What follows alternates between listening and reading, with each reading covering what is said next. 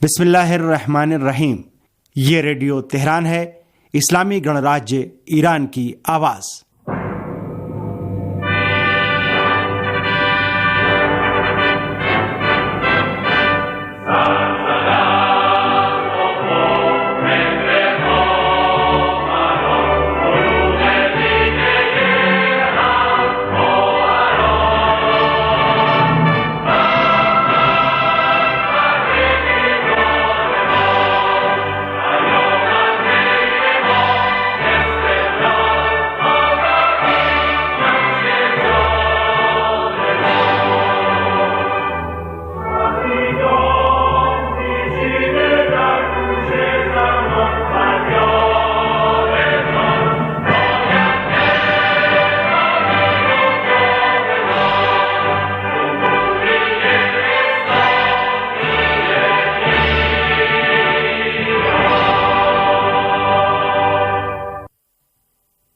Radio Tehran के सभी श्रोता मित्रों की सेवा में जहरा जैदी और साथियों का सलाम पहुंचे।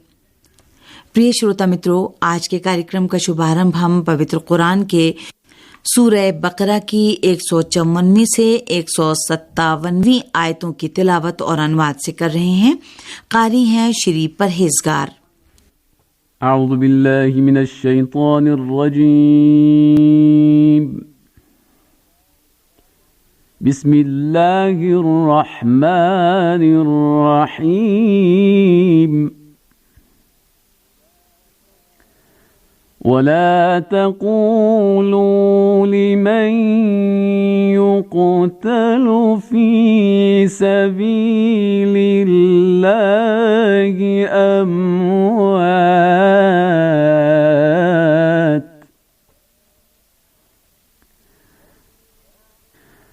बल अह्याउ वलाकिन ला तशऊरून। वलनबलुवन्नकुम बिशैइन मिनल खौफि वल्जु'i वनक़्सिम मिनल अम्वालि वल्अन्फुसि वत्थमरात वबश्शिर الصابرين الذين إذا أصابتهم مصيبة قالوا إنا لله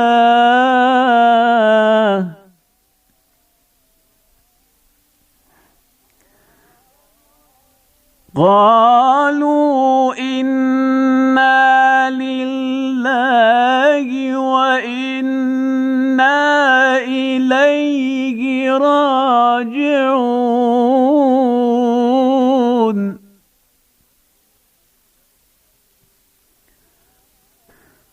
أولئك عليهم صلوات من ربهم ورحمة وأولئك هم المهتدون।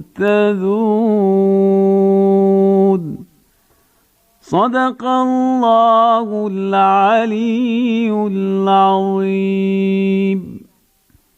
अल्लाह के नाम से जो अत्यंत कृपाशील और दयावान है। और जो लोग ईश्वर के मार्ग में मारे जाते हैं उन्हें मुर्दा न कहो, बल्कि वे तो जीवित हैं, परंतु तुम इसे समझ नहीं पाते। और निसंदेह हम थोड़े भय, थोड़ी भूख, कुछ जान माल और उत्पाद में कमी से तुम्हारी परीक्षा लेंगे।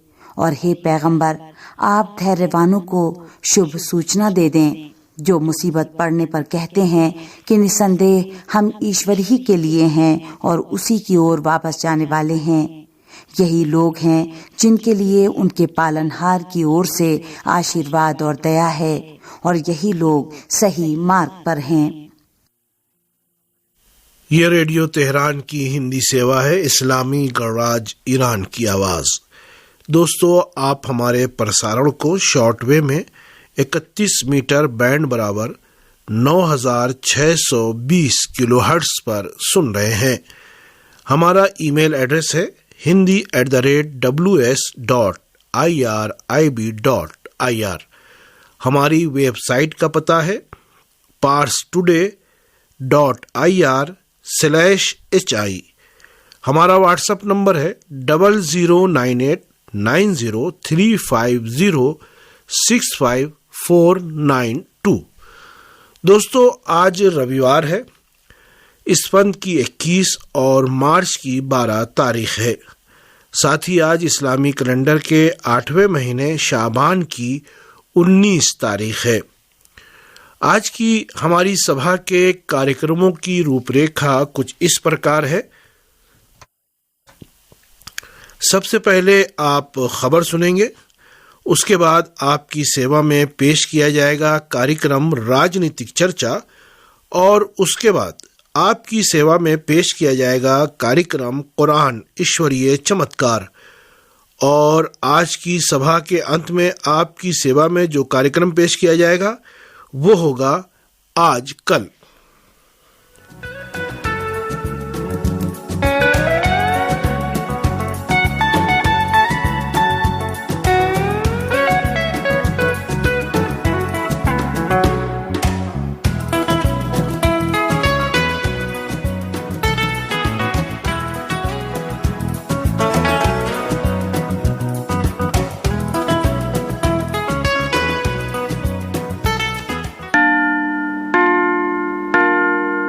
तो दोस्तों, कार्यक्रम के अनुसार अब आप रेडियो हिंदी तेहरान से राष्ट्रीय और अंतर्राष्ट्रीय समाचार रविश जैदी और मरियम मेहरदादी से सुनेंगे।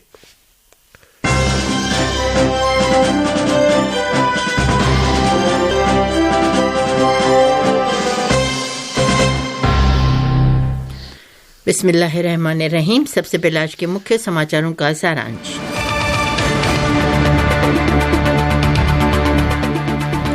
ईरान के खिलाफ युद्ध शुरू करने वाले आज बातचीत करने पर मजबूर, IRIB प्रमुख। इतने दबाव और इतनी दुश्मनी का कैसे कर रहा है ईरान मुकाबला, जनरल सलामी ने बताई दुश्मनों पर जीत की वजह। सऊदी अरब के बाद बहरीन भी करने लगा ईरान के साथ फिर से रिश्ता जोड़ने की कोशिश। लखनऊ के ऐतिहासिक इमामबाड़े में शिया मुसलमानों का ऐतिहासिक महासम्मेलन, हजारों धर्मगुरुओं, बुद्धिजीवियों और आम लोगों की जुटी भीड़। और अब आप विस्तार से समाचार सुनिए। ईरान की रेडियो और टीवी संस्था IRIB के प्रमुख ने हालिया दिनों में महिलाओं की स्थिति और उनके सम्मान को निशाना बनाकर देश में अशांति पैदा करने की कोशिश की ओर इशारा करते हुए कहा कि ये सब दुश्मनों द्वारा ईरान के खिलाफ आरंभ किए गए समग्र युद्ध का हिस्सा है। ईरान ब्रॉडकास्टिंग संस्था के अंतर्राष्ट्रीय कॉन्फ्रेंस केंद्र में रविवार की सुबह IRIB के विदेश सेवा के मीडिया प्रोडक्शन के पहले उत्सव का समापन समारोह आयोजित हुआ। एक परिवार एक लक्ष्य के शीर्षक के तहत आयोजित कार्यक्रम में इस्लामी गणराज्य ईरान के कई उच्च अधिकारियों ने भाग लिया। इस सम्मेलन के आयोजन के उद्देश्यों में से एक उद्देश्य फिलिस्तीनी लोगों के समर्थन में विभिन्न कार्यक्रमों के प्रोडक्शन आइडियाज का समर्थन करना था। सम्मेलन को संबोधित करते हुए IRIB के निदेशक डॉक्टर पैमान जिबिल्ली ने कहा कि दुश्मनों द्वारा फारसी भाषा में संचालित किए गए नेटवर्क ईरानी राष्ट्र की संस्कृति, मान्यताओं और रीति रिवाजों को नष्ट करने की कोशिश कर रहे हैं। उन्होंने कहा कि इस युद्ध की शुरुआत उस समय हुई थी जब सद्दाम ने अमेरिका और पश्चिमी देशों के समर्थन से ईरान के खिलाफ जंग आरंभ की थी। ईरान की रेडियो और टीवी संस्था IRIB के प्रमुख ने क्षमताओं के इस्तेमाल को दुश्मनों की साजिशों को नाकाम करने में सफलता की कुंजी बताया। डॉक्टर जिबिल्ली ने ईरान के साथ संबंधों को सुधारने के लिए सऊदी अरब के प्रयासों के साथ साथ अमेरिकी अधिकारियों द्वारा परमाणु वार्ता का परिणाम तक पहुंचाने के लिए संदेशों का भेजा जाना उनके ही द्वारा आरंभ किए गए समग्र युद्ध में ईरान की जीत का एक और प्रमाण है। ईरान की इस्लामी क्रांति फोर्स IRIGC के चीफ कमांडर ने दुश्मनों के मुकाबले में ईरानी राष्ट्र द्वारा अद्वितीय तौर पर किए गए प्रतिरोध की सराहना करते हुए कहा कि हर मैदान में ईरानी जनता की मौजूदगी ने दुश्मन को निराश कर दिया है। समाचार एजेंसी फार्स की रिपोर्ट के मुताबिक रविवार को ईरान के उत्तर पश्चिम में उरुमिया नगर में बद्र और खैबर ऑपरेशन के शहीदों की याद में आयोजित एक समारोह में ईरान की इस्लामी क्रांति फोर्स IRGC के chief commander major general Hossein Salami ने कहा है कि दुश्मन द्वारा ईरान पर अधिक से अधिक दबाव बनाने के लिए हर संभव प्रयास किए जा रहे हैं। उन्होंने कहा कि इतनी शत्रुता और दबाव मानव इतिहास में अभूतपूर्व है। जनरल सलामी ने कहा कि यदि इन 44 वर्षों के दौरान दुनिया के किसी भी शक्तिशाली देशों के खिलाफ हमारे दुश्मनों द्वारा हमारे खिलाफ की गई अनगिनत साजिशों और चलाए जा रहे खुफिया कार्यक्रमों में से केवल एक का सामना करना पड़ता तो वो देश और व्यवस्था बिखर गई होती। ईरान की इस्लामी क्रांति फोर्स IRGC के chief commander major general Hossein Salami ने ईरानी राष्ट्र के इस मजबूत प्रतिरोध का मुख्य कारण स्वर्गीय इमाम खोमेनी रहमतुल्लाह अलैह और इस्लामी क्रांति के सर्वोच्च नेता का युक्तिपूर्ण नेतृत्व है। तेहरान रियाद समझौते के बाद अब बहरीन ने भी ईरान के साथ राजनीतिक और कूटनीतिक संबंध बहाल करने में दिलचस्पी दिखाई है। प्राप्त रिपोर्ट के मुताबिक इस समय बहरीन की राजधानी मनामा में अंतर संसदीय संघ का 146वां अंतर्राष्ट्रीय सम्मेलन हो रहा है, जिसमें ईरान का संसदीय प्रतिनिधि मंडल भी शामिल है। बैठक के दौरान ईरानी संसदीय प्रतिनिधि मंडल ने बहरीनी संसद के अध्यक्ष के साथ बैठक और बातचीत के बाद कहा कि बहरीन ने ईरान के साथ अपने राजनीतिक और राजनयिक संबंधों को बहाल करने में रुचि व्यक्त की है। ईरान के संसदीय प्रतिनिधि मंडल के प्रमुख मुश्तबा रजा खान ने बहरीन के प्रतिनिधि परिषद के प्रमुख अहमद बिन सलमान अल मुस्लिम के साथ बैठक के बाद कहा कि मनामा ने तेहरान के साथ राजनयिक संबंधों की बहाली और दोनों देशों के दूतावासों को फिर से खोले जाने पर जोर दिया है। ईरान के संसदीय प्रतिनिधि मंडल के प्रमुख ने कहा कि बहरीनी संसद के प्रमुख ने अपने देश के उच्च अधिकारियों की ओर से ईरान के राष्ट्रपति और संसद के अध्यक्ष को अपने देश का दौरा करने के लिए भी आमंत्रित किया है। चीन का कहना है कि तेहरान और रियाद के संबंधों को सामान्य करने की प्रक्रिया को आगे बढ़ाते रहेंगे। चीन के विदेश मंत्रालय ने बयान जारी करके कहा है कि बीजिंग को इस बात की आशा है कि ईरान और सऊदी अरब वार्ता प्रक्रिया को मजबूत करेंगे। इस बयान के अनुसार बीजिंग इस बारे में सार्थक तथा सकारात्मक सहायता करने के लिए तैयार है। चीनी विदेश मंत्रालय की वेबसाइट पर मौजूद इस बयान में ये भी कहा गया है कि ईरान तथा सऊदी अरब के बीच मतभेदों की समाप्ति से क्षेत्रीय देशों पर विदेशी हस्तक्षेप का प्रभाव कम होगा। इसी बीच चीन के विदेश मंत्री चीन गांग ने कहा कि ईरान और सऊदी अरब के द्विपक्षीय संबंधों की बहाली शांति एवं सुरक्षा के लिए जीत के समान है। उधर चीन की कम्युनिस्ट पार्टी के विदेशी मामलों के प्रमुख वांग यी ने बीजिंग में होने वाली ईरान और सऊदी अरब की वार्ता के संदर्भ में कहा कि अशांति का सामना कर रहे विश्व के लिए ये बहुत अच्छी खबर है। ज्ञात रहे कि शुक्रवार को चीन की राजधानी बीजिंग में ईरान की राष्ट्रीय सुरक्षा परिषद के सचिव अली शमखानी और सऊदी राष्ट्रीय सुरक्षा सलाहकार मुसैद अल एबन के बीच एक समझौता हुआ। इस समझौते के बाद ईरान, सऊदी अरब और चीन के संयुक्त बयान में इसकी आधिकारिक घोषणा की गई। इस समझौते के अंतर्गत ईरान और सऊदी अरब दोनों ही राजनयिक संबंधों की बहाली के साथ 2 महीनों के भीतर अपने दूतावासों को फिर से खोलने पर सहमत हो गए हैं। अफगानिस्तान के मज़ार शरीफ में पत्रकारों के पुरस्कार समारोह में हुए हमले की राष्ट्र संघ ने कड़ी निंदा की है। अफगानिस्तान में राष्ट्र संघ के कार्यालय ने एक बयान जारी करके पत्रकारों के पुरस्कार समारोह में किए गए आतंकी हमले को निंदनीय बताया है। बयान में कहा गया है कि अफगानिस्तान के पत्रकार बहुत ही दिलेरी से अपने कर्तव्यों का निर्वाह कर रहे हैं। राष्ट्र संघ के अनुसार ऐसे पत्रकारों की रक्षा की जानी चाहिए। उसने तालिबान से मांग की है कि अफगानिस्तान में मीडिया कर्मियों की सुरक्षा को सुनिश्चित बनाया जाए। शनिवार को होने वाले इस आक्रमण में कम से कम 3 लोग मारे गए और 30 अन्य घायल हो गए। अमेरिका ने इस बात को स्वीकार किया है कि अल्ट्रासोनिक मिसाइल के निर्माण में चीन हमसे आगे बढ़ रहा है। अमेरिका की रक्षा खुफिया एजेंसी के अनुसार अल्ट्रासोनिक मिसाइल निर्माण में चीन इस समय उस स्तर पर पहुंच चुका है कि अब वो वाशिंगटन के लिए गंभीर खतरे में बदल चुका है। अमेरिका की रक्षा खुफिया एजेंसी के एक अधिकारी पॉल फरास्ट्रल ने बताया कि इस समय चीन विभिन्न प्रकार के ग्लाइडर और क्रूज मिसाइल बनाकर उन्हें हमले के लिए तैयार कर रहा है। उन्होंने बताया कि इनकी गति ध्वनि की गति से 5 गुना अधिक है। इसी बीच वॉशिंगटन पोस्ट के अनुसार हालांकि अमेरिका भी चीन की तरह क्षेत्र में प्रयास कर रहा है, किंतु विशेष बात यह है कि वो चीन की मारक क्षमता के अंतर्गत आता है। अमेरिका की रक्षा खुफिया एजेंसी की ओर से कांग्रेस में पेश की गई रिपोर्ट बताती है कि चीन के अल्ट्रॉनिक मिसाइल की एक विशेषता यह है कि हजारों किलोमीटर की दूरी से वे हमले की समय सीमा को 30 मिनट से घटाकर 15 मिनट तक ले आए हैं। चेक गणराज्य की जनता ने अपने प्रधानमंत्री से यूक्रेन का समर्थन न करने की मांग की है। चेक गणराज्य के हजारों लोगों ने अपने देश में बढ़ती महंगाई के कारण विरोध प्रदर्शन किया। प्रदर्शनकारियों का कहना है कि यूक्रेन का समर्थन करने के कारण चेक गणराज्य में महंगाई बढ़ रही है। उनका कहना है कि इस महंगाई को रोकने के लिए युद्धग्रस्त देश यूक्रेन का समर्थन न किया जाए। चेक गणराज्य के प्रदर्शनकारियों का आरोप है कि हमारे प्रधानमंत्री पेत्रो फिला ने यूक्रेन की सैन्य सहायता करके देश के लिए आर्थिक समस्याएं पैदा कर दी हैं।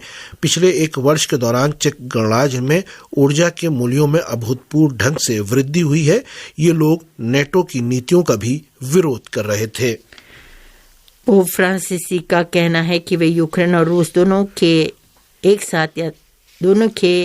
साथ यात्रा करना चाहते हैं। अर्जेंटीना के समाचार पत्र डेली ला नाइकॉन को दिए इंटरव्यू में कैथोलिक ईसाइयों के धर्मगुरु पोप फ्रांसिस ने कहा कि मैं इस शर्त के साथ यूक्रेन जाना चाहता हूं कि उसके फौरन बाद में रूस जा सकूं। उन्होंने कहा कि या तो मैं कीव और उसके बाद मॉस्को जाऊंगा या फिर कहीं नहीं जाऊंगा। इससे पहले वेटिकन में यूक्रेन के दूत एंड्री यूराश ने बताया था कि इस बात की आशा पाई जाती है कि पोप फ्रांसिस निकट भविष्य में यूक्रेन की यात्रा कर सकते हैं। पोप फ्रांसिस यूक्रेन पर आक्रमण की कई बार भर्त्सना कर चुके हैं। वे रूस और यूक्रेन के बीच संघर्ष विराम का भी आह्वान कर चुके हैं। शिया समुदाय की राजनीति में हिस्सेदारी और उनसे जुड़े विभिन्न मुद्दों को लेकर रविवार को लखनऊ के ऐतिहासिक बड़े इमामबाड़े में शिया महासम्मेलन का आयोजन किया गया, जिसमें देश भर से हजारों की संख्या में शिया धर्मगुरुओं और शिया समुदाय के लोगों ने भाग लिया। प्राप्त रिपोर्ट के मुताबिक भारत के सबसे बड़े राज्य उत्तर प्रदेश की राजधानी लखनऊ में रविवार को शिया मुसलमानों के नाम रहा। रविवार का दिन शिया मुसलमानों के नाम रहा। 12 मार्च रविवार को लखनऊ के ऐतिहासिक आसिफी इमामबाड़ा हजारों शिया मुसलमानों का मेजबान था। उत्तर प्रदेश के कोने कोने से धर्मगुरुओं, बुद्धिजीवियों और आम लोगों का जमावड़ा लगा हुआ था। इसका कारण था भारत के वरिष्ठ शिया धर्मगुरु इमाम जुमा लखनऊ मौलाना सैयद कल्बे जवाद नकवी के आह्वान पर आयोजित होने वाला महासम्मेलन। इस मौके पर स्वयं मौलाना कल्बे जवाद नकवी महासम्मेलन के उद्देश्य के बारे में मीडिया से बात करते हुए बताया कि पिछले सरकारों ने शिया समुदाय के लिए कोई काम नहीं किया। आज पसमानदा मुसलमानों की बात हो रही है, लेकिन कोई शिया मुसलमानों की बात नहीं कर रहा है, जबकि शिया सबसे ज्यादा पिछड़ी कैटेगरी में आते हैं। और इसी के साथ रेडियो तेहरान से समाचार समाप्त हुए।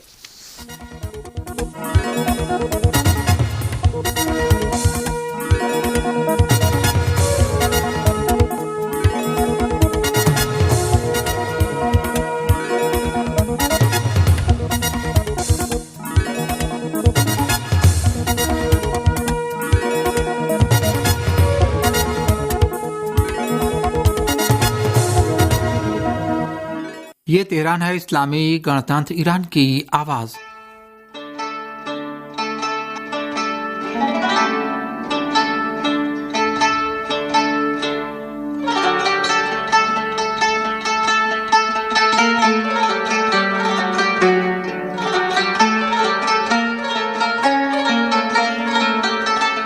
अनमोल बातें।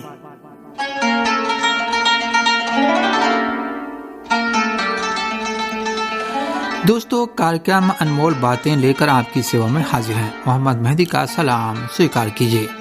आज हम इस्लामी क्रांति के सर्वोच्च नेता आयतुल्लाह उज़्मा सैयद अली खमनाई की नज़र में हजरत ज़ैनब सलामुल्लाह अलैहा और जनाब आसिया के महत्व के विषय पर चर्चा करेंगे।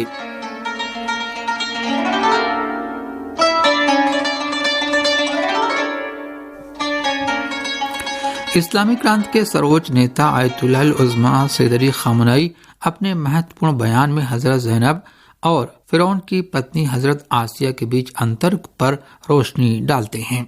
सर्वोच्च नेता कहते हैं कि हजरत ज़ैनब सलामुल्लाह अलैहा और फिरौन की पत्नी के बीच एक छोटी सी तुलना ने हजरत ज़ैनब सलामुल्लाह अलैहा के स्थान के महत्व को दुनिया के सामने पेश कर दिया। पवित्र कुरान में रहती दुनिया के लिए और दुनिया के अंत तक पुरुषों और महिलाओं के लिए फिरौन की पत्नी को ईमान वाली महिला के आदर्श के रूप में बयान किया।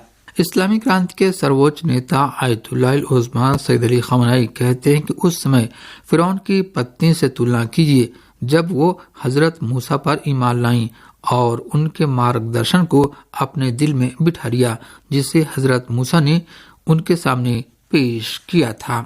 सर्वोच्च नेता कहते हैं कि जब फिरौन ने अपनी पत्नी को विभिन्न प्रकार की यातनाएं दी और रिवायतों और इतिहासों में बयान किया गया है कि उन्हीं कठिन यातनाओं की वजह से उनका स्वर्गवास भी हो गया। फिरौन उन्हें इतनी कड़ी शारीरिक यातनाएं देता था कि वो चीखती और चिल्लाती थीं। इस्लामी क्रांति के सर्वोच्च नेता आयतुल्लाह उज़्मा सैयद अली खमनाई कहते हैं, ईश्वर ने ईमान वालों के लिए फिरौन की पत्नी का उदाहरण बयान किया है कि उसने दुआ की कि मेरे पालनहार मेरे लिए जन्नत में एक घर बना और मुझे फिरौन और उसके अमल से मुक्ति दिला।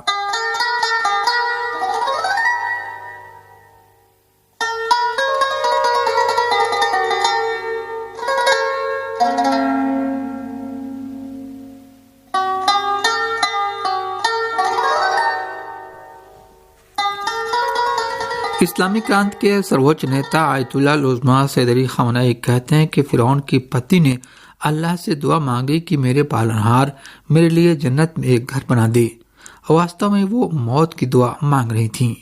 वो इस दुनिया से चली जाना चाहती थीं। पवित्र कुरान आगे कहता है कि फिरौन की पत्नी कहती हैं, वनज्जिनी मिन फिरौन व अमले, यानी मुझे फिरौन और उसके कार्य से मुक्ति दिला। सर्वोच्च नेता कहते हैं कि फिरौन की पत्नी हजरत आसिया की समस्या, उनकी यातनाएं, उनका दुख व दर्द, परेशानियां सभी शारीरिक थीं।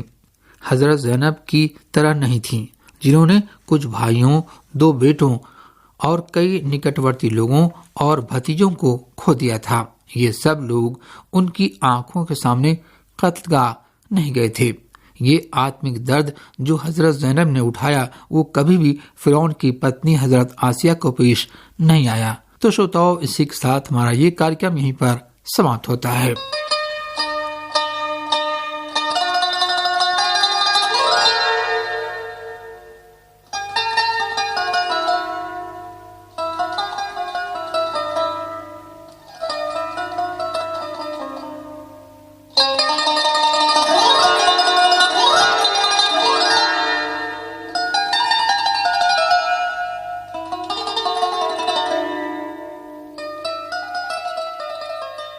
ये तेहरान है, इस्लामी गणतंत्र ईरान की आवाज़।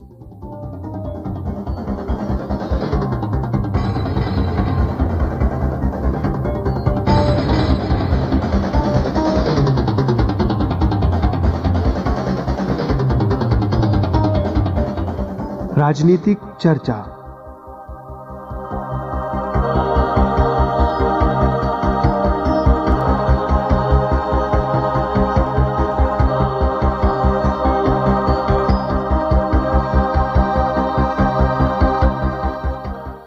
श्रोताओं, राजनीतिक चर्चा के दैनिक कार्यक्रम में मोहम्मद मेहदी का सलाम स्वीकार कीजिए। अरबी भाषा के एक प्रसिद्ध विश्लेषक और टीकाकार ने ईरान सऊदी अरब समझौते के इस क्षेत्र पर सकारात्मक प्रभावों के बारे में आशा व्यक्त करते हुए इस बात पर जोर दिया है कि अरब और इस्लामी देशों की निकटता और तेहरान रियाद संबंधों को पुनर्जीवित किए जाने का अर्थ क्षेत्र में पश्चिमी और अमेरिकी साम्राज्य का अंत है। इस संबंध में अरब जगत के प्रमुख विश्लेषक और रायुल यौम समाचार पत्र के संपादक अब्दुल बारी अतवान ने अपने एक लेख में लिखा है कि ईरान और सऊदी अरब के बीच शुक्रवार को एक समझौते पर हस्ताक्षर हुए। ये समझौता एक राजनीतिक सुनामी थी जिसका अर्थ था फार्स की खाड़ी क्षेत्र और मध्य पूर्व पर अमेरिका और इंग्लैंड के 80 वर्षीय आधिपत्य का आसन्न अंत। ट्यूनीशिया के राष्ट्रपति ने घोषणा की है कि वे सीरिया के साथ अपने देश के संबंध सामान्य कर रहे हैं। कैस सईद ने कहा कि ऐसा कोई भी कारण मौजूद नहीं है कि दमिश्क में ट्यूनीशिया का और ट्यूनीशिया में सीरिया का राजदूत न हो। इसी के साथ ट्यूनीशिया के राष्ट्रपति ने यह भी कहा कि उनका देश किसी भी स्थिति में सीरिया के टुकड़े नहीं देखना चाहता। जम्मू कश्मीर के विपक्षी दलों ने कहा है कि वे नई दिल्ली जाकर चुनाव आयोग से मुलाकात करेंगे। वे चुनाव आयोग से कहेंगे कि अगर स्थिति सामान्य है तो विधानसभा के चुनाव कराए जाएं।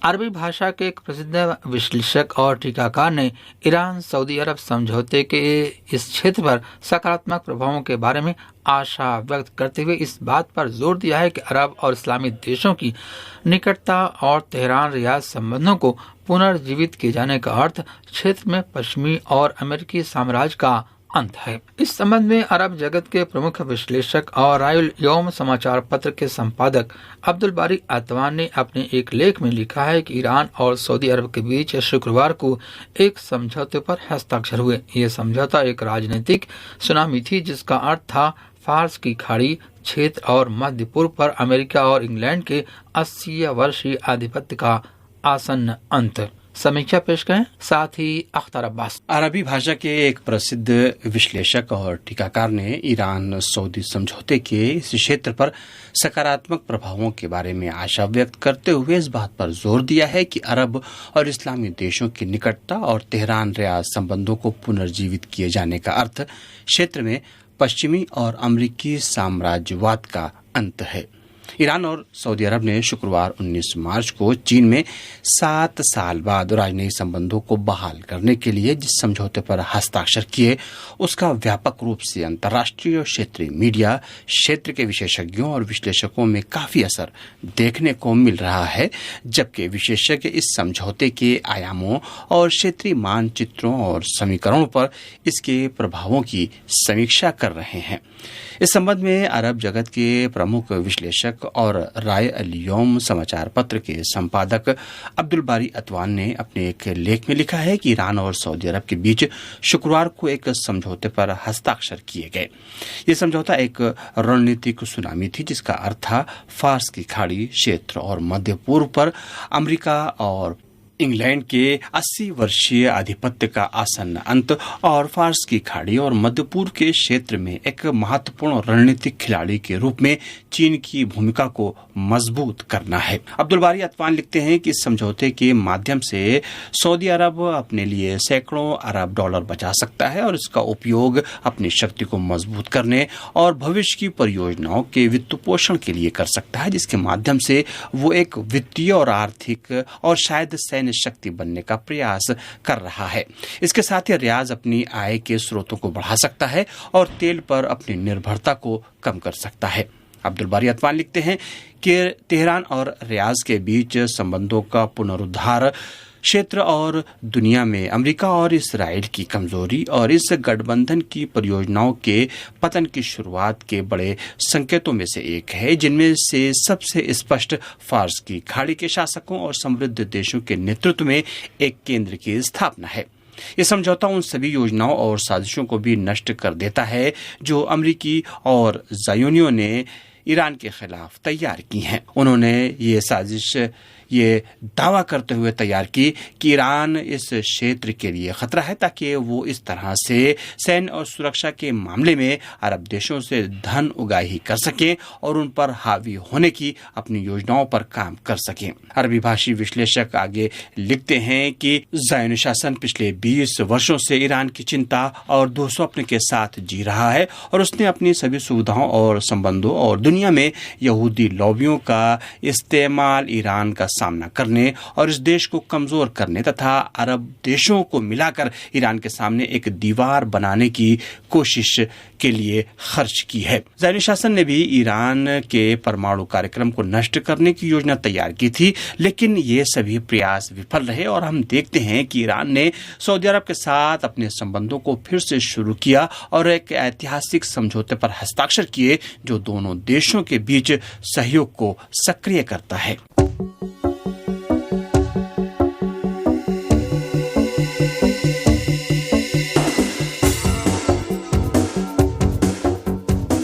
ये रेडियो तेहरान की हिंदी सेवा है।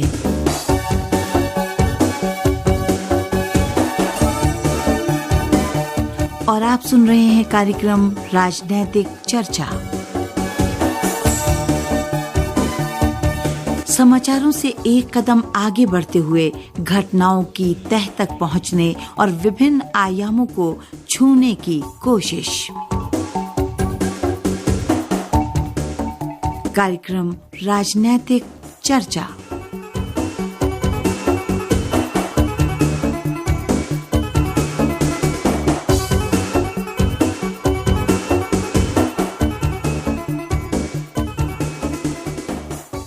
ट्यूनीशिया के राष्ट्रपति ने घोषणा की है कि वे सीरिया के साथ अपने देश के संबंध सामान्य कर रहे हैं। कैस सईद ने कहा कि ऐसा कोई भी कारण मौजूद नहीं है कि दमिश्क में ट्यूनीशिया का और ट्यूनीशिया में सीरिया का राजदूत न हो। ट्यूनीशिया के राष्ट्रपति ने ऐलान किया है कि वे सीरिया के साथ अपने देश के संबंध सामान्य कर रहे हैं।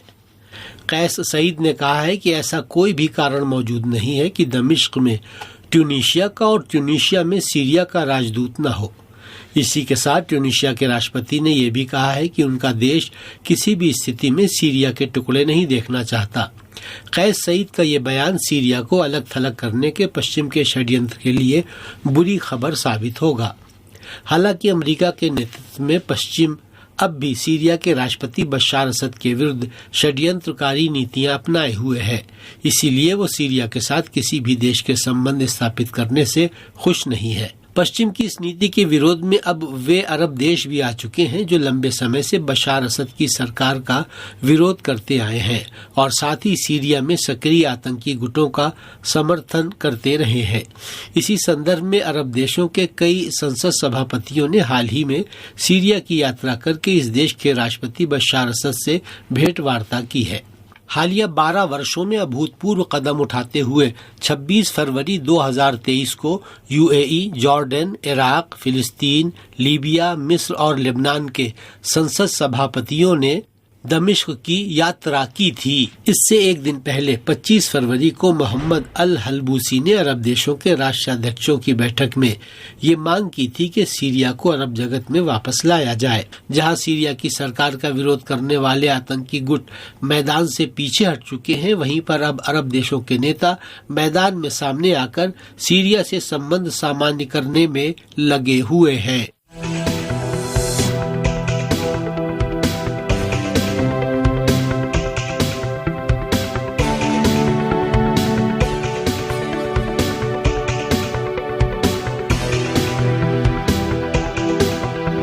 जम्मू कश्मीर के विपक्षी दलों ने कहा है कि वे नई दिल्ली जाकर चुनाव आयोग से मुलाकात करेंगे। वे चुनाव आयोग से कहेंगे कि अगर स्थिति सामान्य है तो विधानसभा के चुनाव कराए जाएं। जम्मू कश्मीर के विपक्षी दलों ने कहा है कि वो नई दिल्ली जाकर चुनाव आयोग से मिलेंगे और उनसे कहेंगे कि जम्मू कश्मीर में स्थिति अगर सामान्य है तो यहाँ पर फौरी तौर पर विधानसभा के चुनाव कराए जाएं। उन्होंने कहा कि वो विपक्षी नेताओं से भी मुलाकात करेंगे। उल्लेखनीय है कि कल देर रात विपक्षी दलों की एक बैठक जम्मू में भूतपूर्व मुख्यमंत्री डॉक्टर फारूक अब्दुल्ला की अध्यक्षता में जम्मू में आयोजित हुई, जिसमें मेन स्ट्रीम दलों ने भाग लिया, जिनमें Congress, PDP, national conference, CPIM और अन्य दल शामिल हैं, जबकि कई हिंदू दलों ने भी इसमें भाग लिया, जिसमें शिवसेना, बजरंग दल भी शामिल है। बैठक के तुरंत बाद पत्रकारों के साथ वार्ता करते हुए डॉक्टर फारूक अब्दुल्ला ने कहा कि वो नई दिल्ली की यात्रा करेंगे और वहां विपक्षी दलों के नेताओं से भी मुलाकात करेंगे। उन्होंने कहा कि चुनाव आयोग से भी उनकी मुलाकात होगी और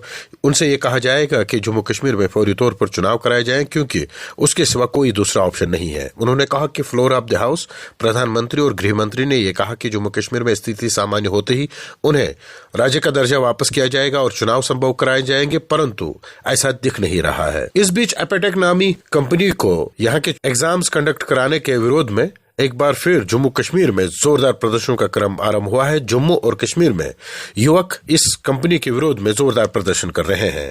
उल्लेखनीय है कि बताया जाता है कि एपेटेक नामी कंपनी पहले ही विवादों में घिरी है और इसके बारे में ये कहा जा रहा है कि वो कंडक्ट करने के लिए उसके पास वो कैपेबिलिटी नहीं है। जम्मू कश्मीर के एलजी ने कहा कि वो इस हवाले से कुछ नहीं कहेंगे क्योंकि ये मामला अदालत में है। जम्मू कश्मीर में इस हवाले से जोरदार प्रदर्शन का क्रम जारी है। जम्मू में कल रात विपक्षी नेताओं जिनमें डॉक्टर फारूक अब्दुल्ला, गुलाम नबी आजाद और अन्य नेता शामिल हैं ने एपेटेक के विरोध में युवकों की रैलियों में भी भाग लिया। पीपल्स डेमोक्रेटिक पार्टी की अध्यक्ष महबूबा मुफ्ती की बेटी इल्तिजा मुफ्ती ने इस हवाले से पत्रकारों के साथ वार्ता करते हुए कहा, I am quite surprise because इससे पहले एक मेरिटेक करके कंपनी को JKSI वगैरह FAA के एग्जाम्स कंडक्ट करवाए थे जो कैंसिल किए गए जून 22 में। उसके बाद ये एपटेक को दिया गया and Aptech is been blacklisted by BJP governments also in Assam, Uttar Pradesh, Rajasthan. 10 lakh का इस पे फाइन भी लगा। तो आप कितनी आसानी से यहाँ के यूथ के जो फ्यूचर है, उनका मुस्तकबिल है, उनके साथ आप इतनी आसानी के साथ कैसे खेल सकते हैं। सिप्ती मोहम्मद हसन, रेडियो तेहरान, श्रीनगर। तो श्रोताओं, इसी के साथ राजनीतिक चर्चा का दैनिक कार्यक्रम यहीं पर समाप्त हुआ।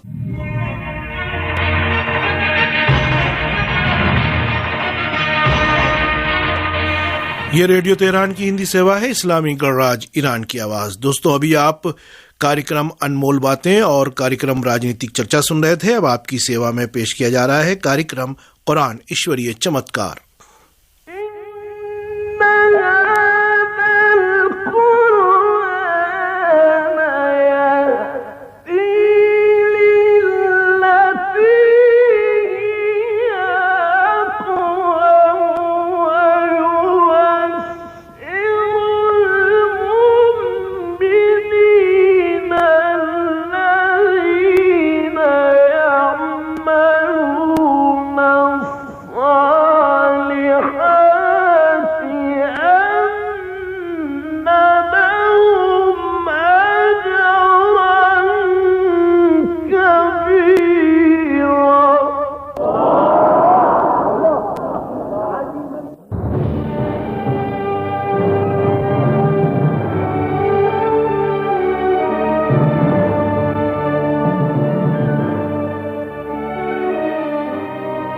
कुरान ईश्वरीय चमत्कार।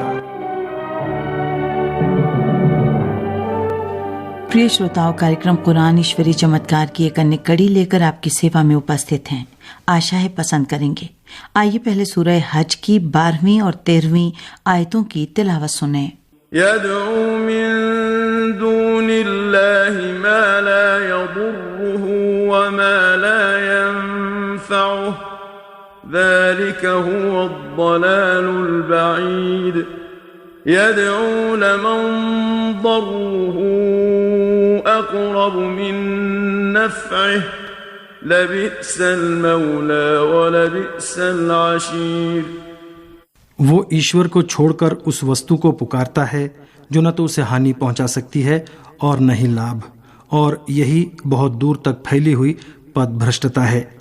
बल्कि वो उसे पुकारता है जिसकी हानि उसके अपेक्षित लाभ की तुलना में अधिक निकट है, और वो कितना बुरा संरक्षक और कितना बुरा साथी है।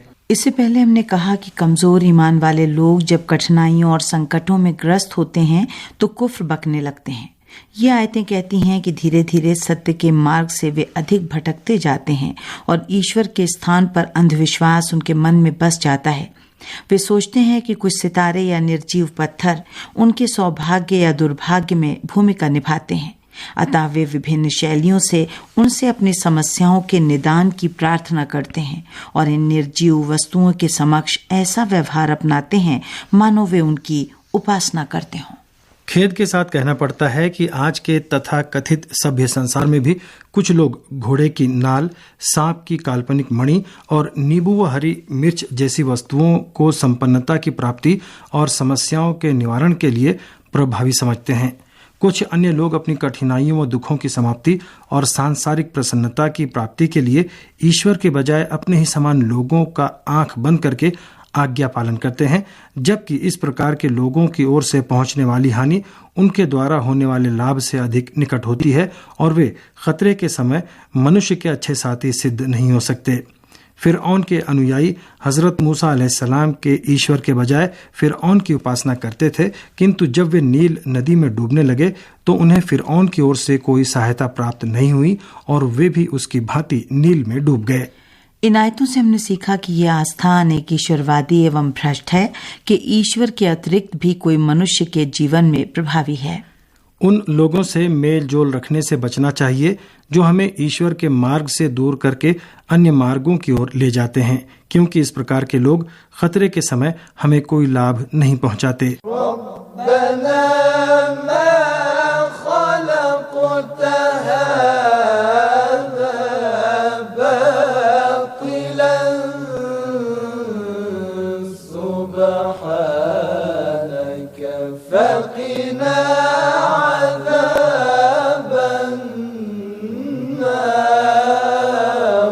आइए अब सूरह हज की 14वीं आयत की तिलावत सुने।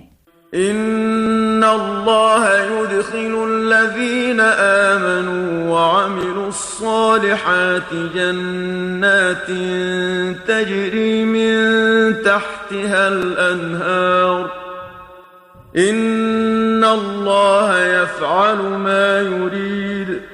निश्चय ही ईश्वर उन लोगों को जो ईमान लाए और जिन्होंने अच्छे कर्म किए ऐसे बागों में प्रविष्ट करेगा जिनके नीचे नहरें बह रही होंगी। निसंदेह ईश्वर जो चाहता है कर देता है। कमजोर ईमान वाले लोगों के भविष्य का वर्णन करने के पश्चात कि जो संसार में पदभ्रष्टता और प्रलय में कड़े दंड में ग्रस्त होते हैं, ये आयत ईमान वालों के भविष्य की ओर संकेत करती है। आयत का संदेश है कि जो लोग अपनी वायु के अंत तक ईमान के साथ जीवन बिताते हैं, ईमान के साथ इस संसार से जाते हैं और जीवन में भलाई व पवित्रता की नीति अपनाते हैं, वे परलोक में ईश्वर के महान पारितोषिक का पात्र बनते हैं। स्पष्ट है कि ईश्वर ने जो भी वचन दिया है वो उसे अवश्य ही पूरा करेगा, क्योंकि वो अपने बंदों के सभी मामलों से भी अवगत है और उन्हें पारितोषिक प्रदान करने की क्षमता भी रखता है। इस आयत से हमने सीखा कि ईमान कर्म के बिना नहीं हो सकता, जैसे कि बिना ईमान के किए जाने वाले कर्म का भी कोई मूल्य नहीं है। मनुष्य की मुक्ति व कल्याण की कुंजी ईमान व कर्म का एक साथ होना है। काफिर अपने ही जैसे लोगों से सहायता चाहते हैं, जबकि जिन लोगों ने उन्हें संसार में लाभ नहीं पहुंचाया हो वे प्रलय में किस प्रकार उनकी सहायता कर सकते हैं। किंतु ईमान वाले केवल ईश्वर से ही सहायता चाहते हैं, क्योंकि वो उनकी सहायता करने में भी सक्षम है और प्रलय के दिन का मालिक और फैसला करने वाला भी है। आइए अब सूरह हज की 15वीं और 16वीं आयतों की तिलावत सुने।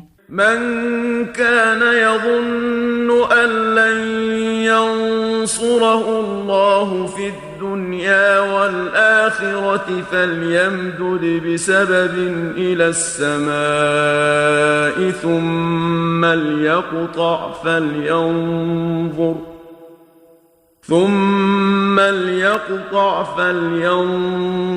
हल युذहिबन्न कैदुहु मा यगीज़ वकज़ालिक अंज़लनाहु आयातिन बय्यिनातिन वअन्नल्लाह यहदी मन युरीद। जो कोई ये समझता है कि ईश्वर लोक परलोक में अपने पैगंबर की कोई सहायता नहीं करेगा, तो उसे चाहिए कि वो आकाश की ओर एक रस्सी ताने, फिर अपने जीवन की डोर को काट दे, तब देख ले कि क्या उसका उपाय उस बात को दूर कर सकता है जिसने उसे क्रोधित किया है। और इसी प्रकार हमने इस कुरान को स्पष्ट आयतों के साथ भेजा है और बात यह है कि ईश्वर जिसे चाहता है सही मार्ग दिखाता है। ये आयतें इस्लाम की प्रगति पर मक्के के अनेक ईश्वरवादियों के क्रोध की ओर संकेत करती हैं, क्योंकि उन्हें आशा नहीं थी कि ईश्वर अपने पैगंबर की सहायता करेगा और इस्लाम धर्म तीव्रता से फैलने लगेगा। यही कारण है कि वे विभिन्न रूपों में अपने क्रोध व अप्रसन्नता को प्रकट करते थे। ईश्वर उनके उत्तर में कहता है कि यदि तुम बहुत क्रोधित हो तो अपने आप को एक रस्सी पर टांग लो कि शायद इस प्रकार तुम्हारा क्रोध शांत हो जाए। मूल रूप से ईर्ष्यालु लोग जो दूसरों की प्रगति एवं विकास को नहीं देख सकते, अपने लिए मृत्यु की कामना करते हैं और कहते हैं कि काश हम होते ही नहीं कि अमुक व्यक्ति की ये स्थिति हमें देखने को मिलती। ईश्वर विरोधियों की इसी हालत की ओर संकेत करता है और उनसे कहता है कि यदि तुम पैगंबर इस्लाम हजरत मोहम्मद सल्लल्लाहु अलैहि वसल्लम की विजय को नहीं देख सकते तो अपने आप को मार लो ताकि तुम्हें शांति मिल जाए, क्योंकि जो कुछ पैगंबर ने लोगों के समक्ष प्रस्तुत किया है वो ईश्वर की स्पष्ट आयतें हैं और जो कोई सत्य को समझना और स्वीकार करना चाहेगा वो इनकी सत्यता पर ईमान ले आएगा। किंतु बहुत से लोग इन आयतों को अपनी गलत इच्छाओं के विपरीत समझते हैं और इन्हें स्वीकार करने के लिए तैयार नहीं होते। स्वाभाविक रूप से इस प्रकार के लोगों को मार्गदर्शन प्राप्त नहीं होता। इन आयतों से हमने सीखा कि ईश्वर की इच्छा व इरादे पर दुख या क्रोध जताने के बजाय हमें उसकी दया व कृपा के प्रति आशावान रहना चाहिए, क्योंकि यही हमारी मुक्ति व कल्याण का साधन है। मार्गदर्शन ईश्वर का काम है और कुरान मजीद मनुष्य के मार्गदर्शन का साधन है। कुरान के मार्गदर्शन से वही व्यक्ति लाभान्वित हो सकता है जिसके भीतर ईश्वरीय प्रकाश हो और जो सृष्टि के रचयिता पर ईमान रखता हो।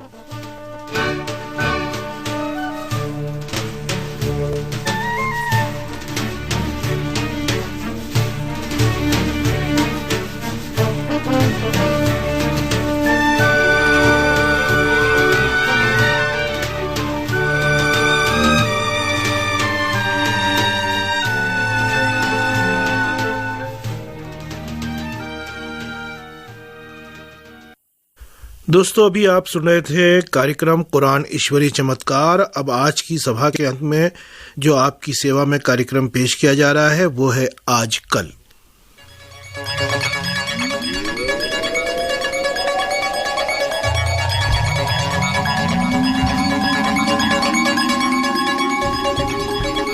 आज कल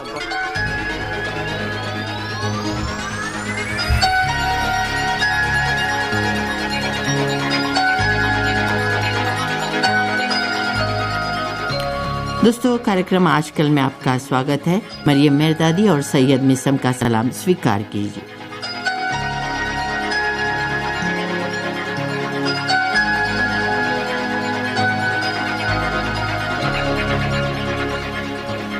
फिलिस्तीन के बारे में इस्लामी गणतंत्र ईरान के अधिकारियों और इस्लामी देशों के राजदूतों के साथ 18 फरवरी 2023 की मुलाकात में इस्लामी क्रांति के वरिष्ठ नेता ने फिलिस्तीन के मुद्दे को इस्लामी जगत का ज्वलंत मुद्दा बताया था।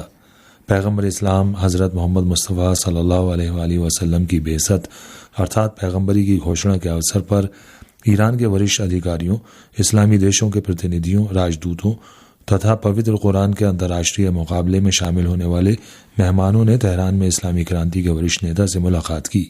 इस मुलाकात में वरिष्ठ नेता ने फिलिस्तीन की अत्याचारग्रस्त जनता के समर्थन के संबंध में ईरान की स्पष्ट नीतियों की घोषणा की। आयतुल्लाह उज़्मा सैयद अली खामनेई ने कहा कि कुछ इस्लामी देशों की निश्चेतता और मौन के कारण आज फिलिस्तीन की स्थिति हुई है। फिलिस्तीन के बारे में आरंभ में ही अगर इस्लामी सरकारें गंभीरता का प्रदर्शन करती तो निश्चित रूप से पश्चिमी एशिया की स्थिति इस समय वैसी नहीं होती जैसी कि इस समय है। आज हम अधिक शक्तिशाली होते, अधिक एकजुट होते, अतः ऐसे में कई आयामों से हम आज की तुलना में बहुत अच्छी हालत में होते। फिलिस्तीन का विषय इस्लामी क्रांति की सफलता के आरंभिक काल से ही ईरान के निकट एक स्ट्रैटेजिक विषय रहा है। लंबे समय से इस्लामी क्रांति के नेता फिलिस्तीन के विषय को इस्लामी जगत का सबसे महत्वपूर्ण मुद्दा बताते चले आए हैं। अपनी हालिया मुलाकात में उन्होंने कहा था कि इस्लामी देशों के बीच एक तना होने के कारण आज फिलिस्तीन की यह हालत है। आयतुल्लाह उज़्मा सैयद अली खामनेई ने कहा कि लंबे समय से सबके सामने फिलिस्तीन की अत्याचारग्रस्त जनता पर अत्याचार होते आ रहे हैं। वरिष्ठ नेता का कहना था कि फिलिस्तीन पर हमला या उसको चोट पहुंचाना इस्लामी जगत को चोट पहुंचाने के अर्थ में है।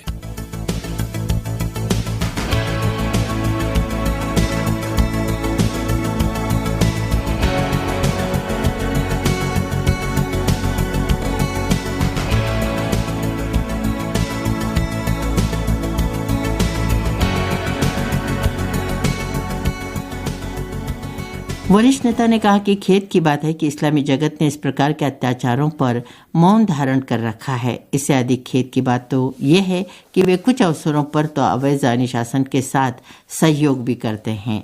यही वजह है कि इस्लामी देश बहुत कमजोर हो गए हैं।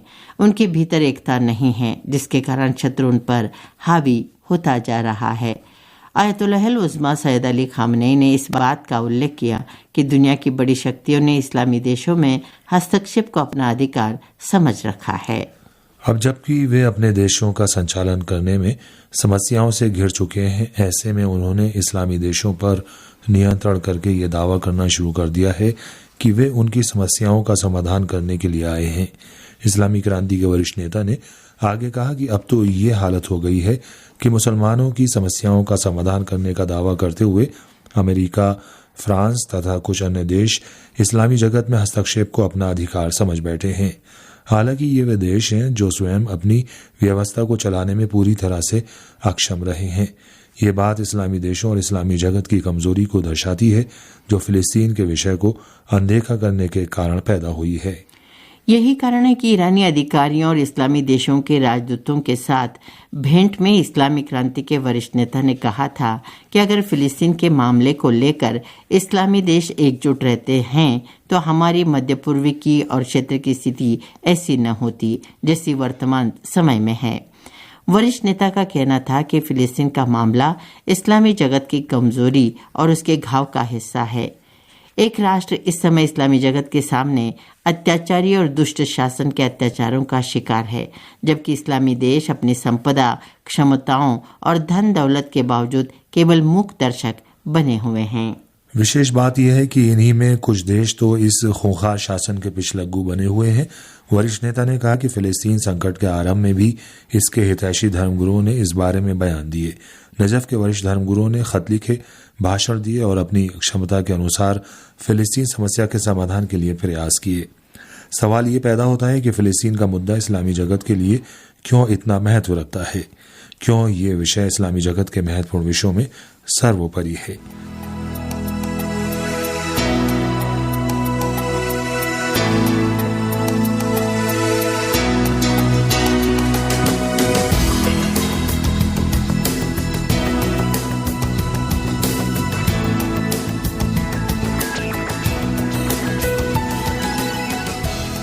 दोस्तों, फिलिस्तीन की भूमि कई आसमानी धर्मों का जन्मस्थल रही है। वास्तव में ये एक ईश्वरवादी धर्मों का शरणस्थल मानी जाती है। यहाँ का इतिहास हजारों साल पुराना है। पहली मानव सभ्यता ने यही पर रूप लिया था। फिलिस्तीन मध्य पूर्व या पश्चिमी एशिया में स्थित है। इसके पड़ोस में लेबनान, सीरिया और जॉर्डन हैं। शताब्दियों से यहाँ पर यहूदी, ईसाई और मुसलमान साथ साथ रहते चले आ रहे हैं। पुरातत्वविदों को फिलिस्तीन क्षेत्र में आरंभिक मानव की हड्डियां मिली हैं। इन पर शोध करने से पता चला कि इन हड्डियों का संबंध हजरत ईसा से भी बहुत पहले से है। फिलिस्तीन में जो मानव हड्डियां मिली हैं उनका संबंध प्लेस्टोसन काल से बताया जाता है, अर्थात लगभग 2.5 मिलियन साल पूर्व से लेकर 10,000 साल पहले तक का। यही कारण है कि फिलिस्तीन के कुछ नगर दुनिया के प्राचीनतम नगरों की सूची में शामिल हैं, जिनमें अरीहा, मज्द और गजा का नाम लिया जा सकता है। फिलिस्तीन की भौगोलिक स्थिति तथा कृषि एवं व्यापारिक संभावनाओं के कारण कई हजार वर्ष ईसा पूर्व से ही यहाँ पर पलायन आरंभ हो गया था। फिलिस्तीन के इतिहास में मिलता है कि हजरत ईसा के आने से लगभग 3,500 साल पहले अरब और हिजाज से कुछ कबीले पलायन करके फिलिस्तीन पहुंचे थे। उनको कनानी अरब कहा जाता है। इस हिसाब से वे पहले नागरिक हैं जिनका फिलिस्तीन से संबंध रहा है। वे कनानी अरब थे जो लगभग 5,000 साल पहले फिलिस्तीन गए थे। संभवतः यही कारण है कि फिलिस्तीन की भूमि को अर्ज़ कनान अर्थात कनान की भूमि कहा जाता है। कनानी कबीला कनानी वंश से थे, जो एक ईश्वरीय दूत हजरत नूह के बेटे साम की संतान बताए जाते हैं। ये लोग फिलिस्तीन में खेती, किसानी और पशुपालन किया करते थे। इन्होंने ही विश्व की दूसरी जातियों के साथ व्यापारिक संपर्क पैदा करके एक नई सभ्यता को जन्म दिया था। अरब क्षेत्र से फिलिस्तीन की ओर पलायन करने वाले कनानी कबीले से बियूस सहित कई नगरों की आधारशिला रखी थी। 2500 वर्ष ईसा पूर्व वहां पर फिनिशिया सभ्यता के दौर में फिलिस्तीन में बहुत विकास था। बाद में इसका नाम उरुस्लाम अर्थात मित्रता और दोस्ती हो गया।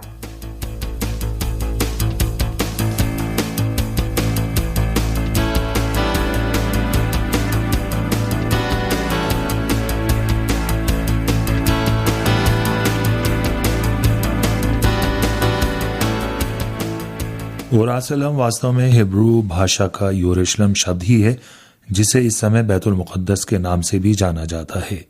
भौगोलिक दृष्टि से महत्व रखने और अपनी पवित्रता के कारण फिलिस्तीन लंबे समय से इतिहास में झड़पों का भी केंद्र रहा है।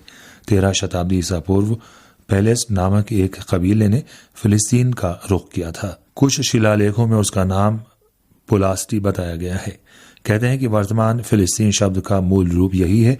ये लोग मेडिटेरेनियन सागर से शताब्दियों पहले फिलिस्तीन पहुंचे थे, जिन्होंने याफा और गजा के बीच डेरा डाला था।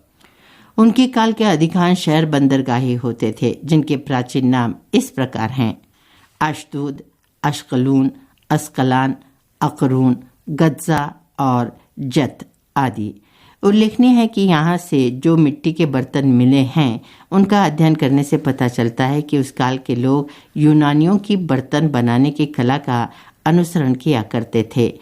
इन बर्तनों पर बने हुए चित्र ये दर्शाते हैं कि पेलेस नामक कबीला जंगजू रहा होगा। इन लोगों ने कनानी संस्कृति को पूरी तरह से अपना लिया था। विशेष बात यह है कि अरब से फिलिस्तीन पलायन करके आने वाले पेलेस कबीले के लोगों को धरती से लोहा निकालने की कला का ज्ञान था। ये लोग लोहे के हथियार बनाने में अपने काल में बहुत दक्ष थे। जिस समय यूशा ने हमला किया था, उस समय पेलेस कबीले ने उसका कड़ा मुकाबला किया था। इस बात का उल्लेख यहूदियों की धार्मिक पुस्तक तौरात में भी मिलता है। तो दोस्तों, कार्यक्रम का समय यहीं पर समाप्त होता है। अनुमति दे।